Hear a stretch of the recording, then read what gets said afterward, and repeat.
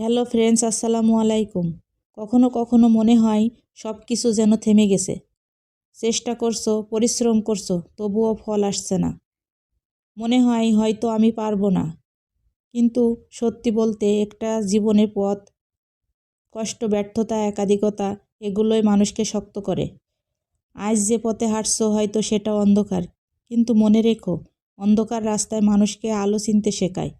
তুমি আজ যা সহ্য করছো, একদিন এই গল্পটা তোমাকে আরও বড় করে তুলবে। দুনিয়া তোমাকে বুঝবে না, কখনো তোমার চোখের পানি দেখবে না, কিন্তু তুমি জানো তুমি কতটা লড়ছো, কতটা চেষ্টা করছো।